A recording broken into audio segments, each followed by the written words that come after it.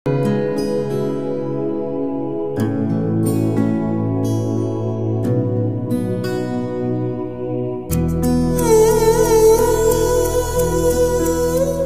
ವೀಕ್ಷಕರೇ, ಕಾರ್ಕಳದೆಲ್ಲೆಡೆ ಸಂಭ್ರಮ ಸಡಗರದ ವಾತಾವರಣ. ಸುಮಾರು 500ಕ್ಕೂ ಅಧಿಕ ವರ್ಷಗಳ ಇತಿಹಾಸವಿರುವ ಪ್ರಸಿದ್ಧ ಆನೆಕೆರೆ ಚತುರ್ಮುಖ ಕೆರೆ ಬಸದಿಯಲ್ಲಿ ಜನವರಿ 18ರಿಂದ ಜನವರಿ 22ರವರೆಗೆ ಪಂಚಕಲ್ಯಾಣ ಮಹೋತ್ಸವ ನಡೆಯುತ್ತಿದೆ. ಇದೀಗ 3ನೇ ದಿನದ ಕಾರ್ಯಕ್ರಮದಲ್ಲಿ ನಾವಿದ್ದೇವೆ. ಬನ್ನಿ ವೀಕ್ಷಕರೇ, ಇಲ್ಲಿನ ವ್ಯವಸ್ಥೆ ಯಾವ ರೀತಿ ಇದೆ ಎಂಬುದನ್ನು ತಿಳಿದುಕೊಳ್ಳೋಣ. ವೀಕ್ಷಕರೇ, ಇಲ್ಲಿನ ಪಂಚಕಲ್ಯಾಣ ಮಹೋತ್ಸವ ಜನವರಿ 18ಕ್ಕೆ ಆರಂಭಗೊಂಡಿದ್ದರು. ಕಾರ್ಯಕ್ರಮದ ಸುಮಾರು 15 ದಿನಗಳ ಮುಂಚೆಯೇ ಇಲ್ಲಿ ಬಸದಿಯ ಆವರಣದಲ್ಲಿ ಕಾರ್ಯಾಲಯದ ಉದ್ಘಾಟನೆ ನಡೆದಿತ್ತು. ಅಂದಿನಿಂದ ಇಂದಿನವರೆಗೆ ನಿರಂತರವಾಗಿ ಕಾರ್ಯಾಲಯದಲ್ಲಿ ಕೆಲಸ ಕಾರ್ಯಗಳು ನಡೀತಿದೆ. ಬಂದಂತಹ ಜನತೆಗೆ ಮಾಹಿತಿ ವಿನಿಮಯ ಕಾರ್ಯ ಆಗಿರ್ಬೋದು ಅಥವಾ ರಶೀದಿ ಆಗಿರ್ಬೋದು, ಪ್ರತಿಯೊಂದು ಕೆಲಸ ಕಾರ್ಯಗಳು ಈ ಕಾರ್ಯಾಲಯದಲ್ಲಿ ನಿರಂತರವಾಗಿ ನಡೀತಿದೆ. ಬನ್ನಿ ವೀಕ್ಷಕರೇ, ಕಾರ್ಯಾಲಯದಲ್ಲಿ ಕಾರ್ಯನಿರ್ವಹಿಸುತ್ತಿರುವಂತಹ ಶಶಿಕಾಂತ್ ಹಾಗೂ ಜಗದೀಶ್ ಹೆಗ್ಡೆ ಅವರು ನಮ್ಮ ಜೊತೆ ಇದ್ದಾರೆ. ನಮಸ್ತೆ ಸರ್. ಕಾರ್ಯಾಲಯದ ಕಾರ್ಯವೈಖರಿ ಯಾವ ರೀತಿ ಇದೆ? ಕಾರ್ಯಾಲಯದಲ್ಲಿ ಯಾವುದೇ ಒಬ್ಬ ಪ್ರವಾಸಿ ಅಥವಾ ಬೇರೆಯವರು ಬಂದು ಕೇಳಿದರೂ ಕೂಡ ಅವರಿಗೆ ಸಮರ್ಪಕವಾದ ಕಾರ್ಕಳದ ಎಲ್ಲ ಬಸದಿಗಳ ಪರಿಚಯ, ಪ್ಲಸ್ ಇಲ್ಲಿಯ ನಮ್ಮ ಕೆರೆ ಬಸ್ತಿಯ ಯಾವಾಗ ಆರಂಭವಾಗಿದೆ ಅದರ ಎಲ್ಲ ವ್ಯವಸ್ಥೆಯನ್ನು ನಾವು ತೋರಿಸ್ತಾ ಇದ್ದೇವೆ. ಅವರು ಬಹಳ ಖುಷಿಯಿಂದ ತನುಮನಧನದಿಂದ ಕಾರ್ಯಾಲಯದಲ್ಲಿ ತಮ್ಮ ದೇಣಿಗೆಯನ್ನು ನೀಡ್ತಾ ಇದ್ದಾರೆ. ಅದಲ್ಲದೆ ಅಲ್ಲಿ ನಮ್ಮ ಕಾರ್ಕಳದ ಸ್ವಾಮೀಜಿಯವರ ಮಠವನ್ನು ಕೂಡ ವೀಕ್ಷಣೆ ಮಾಡಲಿಕ್ಕೆ ನಾವು ಅವರಿಗೆ ಬೇಕಾದ ಅದಲ್ಲದೆ ಇತ್ತೀಚೆಗೆ 18ನೇ ತಾರೀಕಿನಿಂದ ಇಲ್ಲಿಂದ ಬಾಹುಬಲಿ ಹಾಲ್ನಲ್ಲಿ ನಾವು ಊಟೋಪಚಾರದ ವ್ಯವಸ್ಥೆ ಮಾಡಿದ್ದೇವೆ. ಇಲ್ಲಿಂದ ಅಲ್ಲಿಗೆ ಹೋಗಲಿಕ್ಕೆ ನಾವು 4 ಜೀಪಿನ ವ್ಯವಸ್ಥೆಯನ್ನು ಮಾಡಿದ್ದೇವೆ.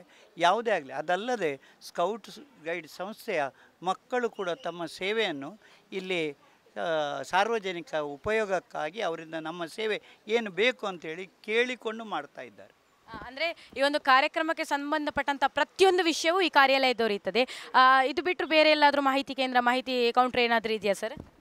ಅಲ್ಲಿ ನಮ್ಮ ಬಸದಿ ಪಕ್ಕದಲ್ಲಿ ಇನ್ನೊಂದು ಮಾಹಿತಿ ಕೇಂದ್ರ ಇದೆ. ಅಲ್ಲಿ ಕೂಡ ಅವರಿಗೆ ಬೇಕಾದಂಥ ಮಾಹಿತಿಯನ್ನು ಕೊಡ್ತಾ ಇದ್ದೇವೆ. ಅದಲ್ಲದೆ ಇಲ್ಲಿ ಎಲ್ಲಿವರೆಗೆ ಅಂತೇಳಿದರೆ ಈ ಬಸದಿಯ ಬಗ್ಗೆ ಬೇರೆ ಧರ್ಮದವರಿಗೂ ಕೂಡ ಇಷ್ಟಪಟ್ಟು ಇಲ್ಲಿಯ ಪಕ್ಕದೇ ಚಂದ್ರಶೇಖರ್ ಹೆಗ್ಡೆ ಕೊಂಕಣಸ್ಥರು, ಹಾಗೆ ಇನ್ನೊಬ್ಬರು ದಿನೇಶ್ ಹೆಗ್ಡೆ, ಅವರು ಕೂಡ 1 ಲಕ್ಷದ ದೇಣಿಗೆಯನ್ನು ನಮ್ಮ ದೇವಾಲಯಕ್ಕೆ ನೀಡಿದ್ದಾರೆ. ಬಹಳ ಖುಷಿ ಪಡ್ತಾರೆ. ಈ ಕಾರ್ಕಳದ ಎಲ್ಲ ಜನತೆ ಇಲ್ಲಿಯ ಲೈಟಿಂಗು, ಇದು ಇಲ್ಲಿಯ ಕೆರೆಯನ್ನು ನೋಡಿ ಅತ್ಯಂತ ಖುಷಿಯಿಂದ ಮತ್ತು ದಿನದಿಂದ ದಿನಕ್ಕೆ ವಿಸಿಟರ್ಸ್ ಸಂಖ್ಯೆ ಹೆಚ್ಚಾಗ್ತಾ ಇದೆ. ಅವರಿಗೆ ಯಾವುದೇ ರೀತಿಯ ಊಟೋಪಚಾರದ ವ್ಯವಸ್ಥೆಯನ್ನು ಕೂಡ ನಮ್ಮ ಕಾರ್ಯಾಲಯದಿಂದ ಮಾಡ್ತಾ ಇದ್ದೇವೆ. ಕಳೆದ 3 ದಿನಗಳಿಂದ ಇಲ್ಲಿ ಬಹಳ ವಿಜೃಂಭಣೆಯಿಂದ ಕಾರ್ಯಕ್ರಮಗಳು ನಡೀತಾ ಇದೆ.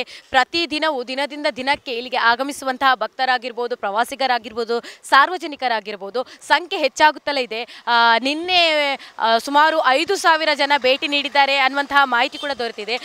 ವೀಕ್ಷಕರೇ, ಆದರೆ ಇಲ್ಲೊಂದು ಗಮನಿಸಲೇಬೇಕಾದಂಥ ಒಂದು ವಿಷಯ ಏನಂತ ಹೇಳಿದರೆ, ಆನೆಕೆರೆ ಪರಿಸರದಿಂದ ದಾನಶಾಲಾ ಮಠದವರೆಗೆ ಇಷ್ಟು ಜನ ಬಂದು ಭೇಟಿ ನೀಡಿದ್ರು, ಸಾರ್ವಜನಿಕರ ಓಡಾಟವಿದ್ರು, ಒಂದೇ ಒಂದು ಕಸವನ್ನು ಕೂಡ ನಾವಿಲ್ಲಿ ನೋಡಲಿಕ್ಕೆ ಸಿಗ್ತಾ ಇಲ್ಲ. ಅಂದ್ರೆ ಅಷ್ಟೊಂದು ಒಳ್ಳೆ ರೀತಿಯಾದಂತಹ ಸ್ವಚ್ಛತಾ ಕಾರ್ಯಲ್ಲಿ ನಡೀತಾ ಇದೆ. ಬನ್ನಿ ವೀಕ್ಷಕರೇ, ಸ್ವಚ್ಛತಾ ಸಮಿತಿಯ ಸಂಚಾಲಕರಾದಂತಹ ಪ್ರಕಾಶ್ ಬಲಿಪಾ ಅವರು ನಮ್ಮ ಜೊತೆ ಇದ್ದಾರೆ. ಈ ಒಂದು ವ್ಯವಸ್ಥೆಯ ಬಗ್ಗೆ ಏನು ಹೇಳ್ತಾರೆ ನೋಡೋಣ. ನಮಸ್ತೆ ಸರ್. ಸರ್, ಆನೆಕೆರೆ ಒಂದು ಕಾರ್ಯಕ್ರಮದಲ್ಲಿ ಸ್ವಚ್ಛತಾ ಕಾರ್ಯ ಯಾವ ರೀತಿ ನಡೀತಾ ಇದೆ? ನೋಡಿ, ನಮಗೆ ಯಾವುದೇ ಕಾರ್ಯಕ್ರಮ ಆಗಬೇಕಾದ್ರೆ ಮೊದಲನೇ ಸ್ವಚ್ಛತೆ. ಈ ಸ್ವಚ್ಛತೆ ಕಾರ್ಯಕ್ರಮ ಒಳ್ಳೆಯ ರೀತಿಯಲ್ಲಿ, ಯಾಕಂದರೆ ನಮಗೆ ಮಾನ್ಯ ಶಾಸಕರು ಕಳಿಸಿಕೊಟ್ಟಿದ್ದಾರೆ ಆ ಕಾರ್ಕಳೋತ್ಸವದ ಟೈಮಲ್ಲಿ. ಅದೇ ರೀತಿ ಈ ಸಂದರ್ಭದಲ್ಲಿ ನಾವು ಸ್ವಚ್ಛತೆಗೆ ಮೊದಲು ಆದ್ಯತೆ ಕೊಡ್ತಿದ್ದೇವೆ. ನಮಗೆ ಈ ಸ್ವಚ್ಛತೆ ಮಾಡಬೇಕಾದ್ರೆ ನಮಗೆ ಪುರಸಭೆ ಚೀಫ್ ಆಫೀಸರ್ ಆಗಿರ್ಬೋದು, ಹೆಲ್ತ್ ಇನ್ಸ್ಪೆಕ್ಟರ್ ಆಗಿರ್ಬೋದು, ಹಾಗೆ ಸುದೇಶ್ ಅವರು ಇದ್ದಾರೆ. ಇವರ ಟೀಮು ನಮ್ಮೊಟ್ಟಿಗೆ ಕೈ ಜೋಡಿಸಿದೆ.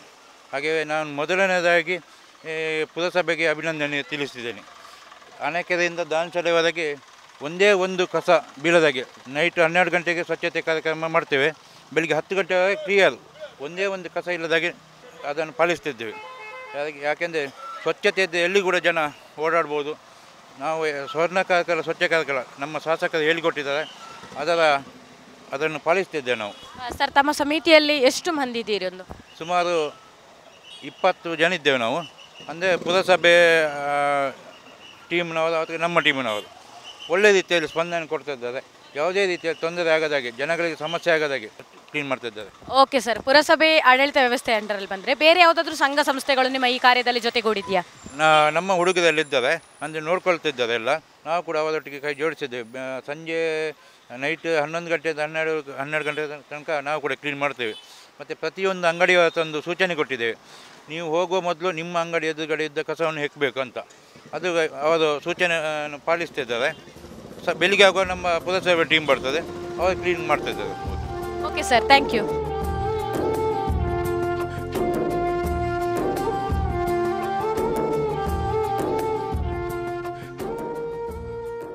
ಸಾವಿರಾರು ಸಂಖ್ಯೆಯಲ್ಲಿ ಇಲ್ಲಿಗೆ ಜನರು ಆಗಮಿಸ್ತಿದ್ರು. ಅವರ ಒಂದು ವಾಹನ ನಿಲುಗಡೆಗೆ ಎಲ್ಲಿಯೂ ಕೂಡ ಒಂದು ಚೂರು ಲೋಪವಾಗದಂತೆ ಪಾರ್ಕಿಂಗ್ ವ್ಯವಸ್ಥೆ ಅಂದರೆ ಪಾರ್ಕಿಂಗ್ ಸಮಿತಿಯವರು ಕಾರ್ಯನಿರ್ವಹಿಸ್ತಾ ಇದ್ದಾರೆ. ಬಸದಿಯ ಸುತ್ತಮುತ್ತಲೂ ಸಾರ್ವಜನಿಕರಿಗೆ ಅನುಕೂಲವಾಗುವಂತೆ ಸುಮಾರು 10 ಕಡೆಗಳಲ್ಲಿ ಪಾರ್ಕಿಂಗ್ ವ್ಯವಸ್ಥೆಯನ್ನು ಮಾಡಿದ್ದಾರೆ. ಬನ್ನಿ ವೀಕ್ಷಕರೇ, ಈ ಒಂದು ಪಾರ್ಕಿಂಗ್ ಸಮಿತಿಯ ಸಂಚಾಲಕರಾದಂತಹ ಅಭಿನಂದನ್ ಜೈನ್ ಮತ್ತು ಪವನ್ ಜೈನ್ ಹಾಗೆಯೇ ಅವರ ಒಂದು ತಂಡ ನಮ್ಮ ಜೊತೆ ಇದೆ. ಈ ವ್ಯವಸ್ಥೆಯ ಬಗ್ಗೆ ಏನು ಹೇಳ್ತಾರೆ ನೋಡೋಣ. ನಮಸ್ತೆ ಸರ್. ಸರ್, ಪಾರ್ಕಿಂಗ್ ವ್ಯವಸ್ಥೆ ಯಾವ ರೀತಿ ನಡೀತಾ ಇದೆ? ಪಾರ್ಕಿಂಗ್ ವ್ಯವಸ್ಥೆ ಅಂದರೆ ನಮ್ಮ ಬಸದಿಗೆ ಬರುವಂಥ ಭಕ್ತಾದಿಗಳಿಗೆ ಹಾಗೂ ಸಾರ್ವಜನಿಕ ಜನರಿಗೆ ಯಾವುದೇ ರೀತಿ ತೊಂದರೆ ಆಗದಾಗೆ ನಮಗೆ ಪೊಲೀಸ್ ಇಲಾಖೆ ಮಾರ್ಗದರ್ಶನದಂತೆ ಹಾಗೆ ನಮ್ಮ ಸಮಿತಿಯ ಮಾರ್ಗದರ್ಶನದಂತೆ ನಮ್ಮ ಪಾರ್ಕಿಂಗ್ ವ್ಯವಸ್ಥೆ ನಡೀತಾ ಇದೆ.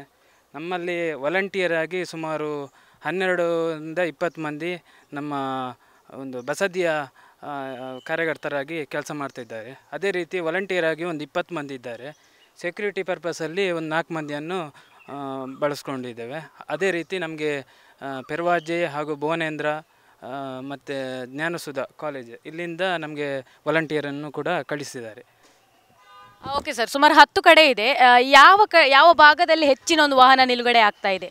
ನಮಗೆ ಸುಮಾರು ನಮ್ಮ ದೊಡ್ಡ ಒಂದು ವಾಹನ ನಿಲುಗಡೆ ಪಾರ್ಕಿಂಗ್ ಅಂದರೆ ನಮ್ಮ ಅರಮನೆ ಮೈದಾನ, ಅಲ್ಲಿ ಸಂಜೀವ ನಾಯಕರ ಗದ್ದೆ ಅಂತ ಹೇಳ್ತಾರೆ. ಅಲ್ಲಿ ನಮಗೆ ಸುಮಾರು ಒಂದು 6ರಿಂದ 7 ಸಾವಿರ ವೆಹಿಕಲನ್ನು ನಿಲ್ಲಿಸುವ ಒಂದು ವ್ಯವಸ್ಥೆ ಮಾಡಿದೆ. ಅದೇ ರೀತಿ ಬಸದಿಯ ಹತ್ತಿರದಲ್ಲಿ ಒಂದು ವಿಜಯಮ್ಮ ಗದ್ದೆ ಅಂತ ಉಂಟು, ಅಲ್ಲಿ ಒಂದು 300ರಿಂದ 400 ತನಕ ಗಾಡಿ ನಿಲ್ಲಕ್ಕೆ ಆಗ್ತದೆ. ಆನಂತರ ಬಾಹುಬಲಿ ಪ್ರವಚನ ಮಂದಿರದ ಹತ್ರ, ಆಮೇಲೆ ಪಟ್ನಶೆಟ್ಟಿ ಮಠದ ಗದ್ದೆಯಲ್ಲಿ ಒಟ್ಟು ಸರಿಸುಮಾರು ದ್ವಿಚಕ್ರ ಹಾಗೂ 4 ವೀಲರ್ ಈ ಎಲ್ಲ ವೆಹಿಕಲನ್ನು ನಾವು ಒಂದು 8ರಿಂದ 9 ಸಾವಿರ 10 ಸಾವಿರ ಗಾಡಿ ನಿಲ್ಲುವಷ್ಟು ವ್ಯವಸ್ಥೆಯನ್ನು ಮಾಡಿಕೊಂಡಿದ್ದೇವೆ. ಓಕೆ ಸರ್, ಒಂದೊಂದು ಪಾರ್ಕಿಂಗ್ ಸ್ಥಳಗಳಲ್ಲಿ ಎಷ್ಟೆಷ್ಟು ಮಂದಿ ಸ್ವಯಂ ಸೇವಕರು ಕಾರ್ಯನಿರ್ವಹಿಸ್ತಾ ಇದ್ದಾರೆ? ನಮಗೇನಂದರೆ ಈ ಬಸದಿ ಕಾರ್ಕಳದ ಮಧ್ಯಭಾಗದಲ್ಲಿ ಇರುವುದರಿಂದ ಆನೆಕೆರೆಯಿಂದ ದಾನಶಾಲೆ ತನಕ ನಮಗೆ ಒಂದು ಸಂಜೆ 4 ಗಂಟೆಯಿಂದ ಅಲ್ಲಿ ಬ್ಯಾರಿಕೇಡ್ ಹಾಕಿ ಫುಲ್ ಬ್ಲಾಕ್ ಮಾಡ್ತೇವೆ. ಬಸದಿಗೆ ಬರುವ ಭಕ್ತಾದಿಗಳಿಗೆ ಪಾರ್ಕಿಂಗಿಂದ ಈ ಬಸದಿಗೆ ಹಾಗೂ ಸಾಂಸ್ಕೃತಿಕ ಕಾರ್ಯಕ್ರಮ ನಡೆಯುವಲ್ಲಿಗೆ ಜೀಪಿನ ವ್ಯವಸ್ಥೆ ಹಾಗೂ ಟಿ ವ್ಯವಸ್ಥೆ ಇದೆ. ಅದರಲ್ಲಿ ಭಕ್ತಾದಿಗಳನ್ನು ಕಳಿಸ್ತೇವೆ. ಬೇರೆ ಯಾವುದೇ ರೀತಿಯ ವೆಹಿಕಲನ್ನು ಇಲ್ಲಿ ನಾವು ಬರಲಿಕ್ಕೆ ಬಿಡ್ತಾ ಇಲ್ಲ. ಯಾಕಂದರೆ ಇಲ್ಲಿ ಗೊತ್ತಿರ್ಬೋದು, ಇಲ್ಲಿ ಆನೆಕೆರೆ ಹತ್ರ ತುಂಬ ಜಾಗ ಕಡಿಮೆ ಇದೆ. ಇಲ್ಲಿ VIP ಪಾರ್ಕಿಂಗ್ ಒಂದು 20ರಿಂದ 30 ಗಾಡಿ ನಿಲ್ಲುವಷ್ಟು ಜಾಗ ಇದೆ. ಮತ್ತು ನಾವು ಎಲ್ಲಿ ಜನಗಳಿಗೆ ಯಾವುದೇ ರೀತಿ ತೊಂದರೆ ಆಗದಾಗೆ ಅಲ್ಲಲ್ಲಿ ಬ್ಯಾರಿಕೇಡ್ ಹಾಕಿ ಅಲ್ಲಲ್ಲಿ ವಾಲಂಟಿಯರ್ ನಿಂತು ಆ ಜಾಗಕ್ಕೆ ಕಳಿಸುವ ವ್ಯವಸ್ಥೆಯನ್ನು ನಮ್ಮ ಕಾರ್ಯಕರ್ತರು ಮಾಡ್ತಿದ್ದಾರೆ. Okay sir, thank you. ವೀಕ್ಷಕರೇ, ಬಸದಿಯ ಕಾರ್ಯಕ್ರಮಕ್ಕೆ ಆಗಮಿಸಿದಂತಹ ಪ್ರತಿಯೋರ್ವರಿಗೂ ಇಲ್ಲಿ ಊಟೋಪಚಾರದ ವ್ಯವಸ್ಥೆಯನ್ನು ಕೂಡ ಮಾಡಿದ್ದಾರೆ. ದಿನದ 3 ಹೊತ್ತು ಅಂದರೆ ಬೆಳಿಗ್ಗೆ ಮತ್ತು ಸಂಜೆ ಉಪಹಾರದ ವ್ಯವಸ್ಥೆ ಇದ್ದು ಮಧ್ಯಾಹ್ನ ಒಂದು ಊಟದ ವ್ಯವಸ್ಥೆಯನ್ನು ಮಾಡಿದ್ದಾರೆ. 2 ಪದ್ಧತಿಯಲ್ಲಿ ಬಫೆ ಸಿಸ್ಟಮ್ ಮತ್ತು ಕುಳಿತು ಊಟ ಮಾಡುವಂಥ 2 ವ್ಯವಸ್ಥೆಯೂ ಇಲ್ಲಿದೆ. ಶಾಂತಿರಾಜ್ ಜೈನ್ ಅವರ ನೇತೃತ್ವದಲ್ಲಿ ಒಂದು ಊಟೋಪಚಾರದ ತಂಡವು ಕಾರ್ಯನಿರ್ವಹಿಸ್ತಾ ಇದೆ. ಶಾಂತಿರಾಜ್ ಜೈನ್ರವರು ನಮ್ಮ ಜೊತೆ ಇದ್ದಾರೆ. ಈ ಒಂದು ವ್ಯವಸ್ಥೆಯ ಬಗ್ಗೆ ಏನು ಹೇಳ್ತಾರೆ ನೋಡೋಣ. ನಮಸ್ತೆ ಸರ್. 3 ದಿನಗಳಿಂದ ನಿರಂತರವಾಗಿ ಅನ್ನದಾನ ಕಾರ್ಯ ಇಲ್ಲಿ ನಡೀತಾ ಇದೆ. ಯಾವ ರೀತಿ ಕೆಲಸ ಕಾರ್ಯಗಳು ನಡೀತಾ ಇದೆ ಸರ್? ನಮ್ಮಲ್ಲಿ ಇವತ್ತು ಮೊನ್ನೆ ನಮ್ಮೊಂದು ನಿರೀಕ್ಷೆ ಇತ್ತು. ಏನು ಅಂತ ಹೇಳಿದರೆ, ಇದು ಇಷ್ಟು ಜನ ಲೆಕ್ಕಾಚಾರ ಇರಲಿಲ್ಲ.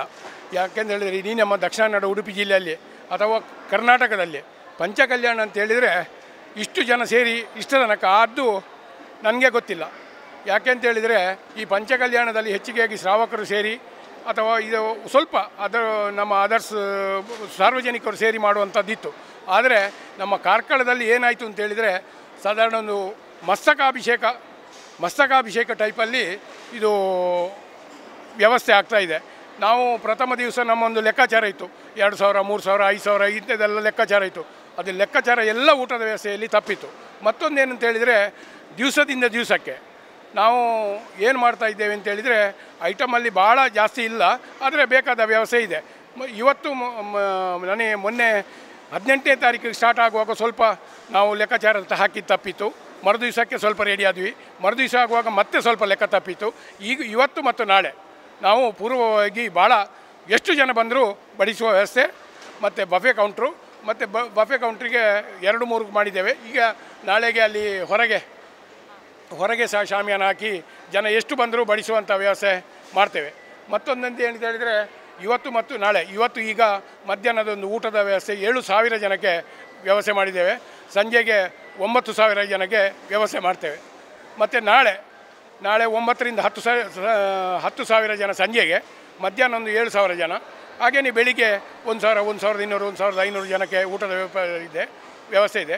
ಮತ್ತು 10 ಗಂಟೆಗೆ ಜ್ಯೂಸಿನ ವ್ಯವಸ್ಥೆ ಇದೆ. ಮಧ್ಯಾಹ್ನ ಊಟ ಆದಮೇಲೆ ಟೀ ವ್ಯವಸ್ಥೆಯು ಸಹ ಇದೆ. ಅದರಿಂದ ನಾನು ನೋಡಿದಾಗೆ ಇದೊಂದು ಭಾಳ ಮಸ್ತಕಾಭಿಷೇಕ ಟೈಪಲ್ಲಿ ಭಾಳ ಒಳ್ಳೆಯ ಕಾರ್ಯಕ್ರಮ ಆಯಿತು ಅಂತೇಳಿ ನನಗೆ ಮನಸ್ಸಿಗೆ ಭಾಳ ನೆಮ್ಮದಿಯಾಗಿದೆ. ನೋಡಿದ್ರಲ್ಲ ವೀಕ್ಷಕರೇ, ಆನೆಕೆರೆ ಚತುರ್ಮುಖ ಬಸದಿಯ ಪಂಚಕಲ್ಯಾಣ ಮಹೋತ್ಸವದಲ್ಲಿ ಯಾವ ರೀತಿ ವಾಹನ ಪಾರ್ಕಿಂಗ್ ವ್ಯವಸ್ಥೆ ಆಗಿರ್ಬೋದು, ಸ್ವಚ್ಛತೆ ವ್ಯವಸ್ಥೆ ಆಗಿರ್ಬೋದು, ಅಥವಾ ಕಾರ್ಯಾಲಯದಲ್ಲಿರುವ ಕಾರ್ಯವೈಖರಿ ಆಗಿರ್ಬೋದು, ಇನ್ನು ಊಟೋಪಚಾರ ಸಮಿತಿಯ ಕಾರ್ಯವೈಖರಿ ಹೇಗಿದೆ ಎಂಬುದನ್ನು ಇದಾಗಿತ್ತು ಈ ಸಂಚಿಕೆಯ ವಿಶೇಷತೆ. ಕ್ಯಾಮರಾ ಪರ್ಸನ್ ಸುಮಿತ್ ಕುಮಾರ್ ಜೊತೆ ನಳಿನಿಯ ಸ್ವರ್ಣ, ನ್ಯೂಸ್ ಕಾರ್ಕಳ.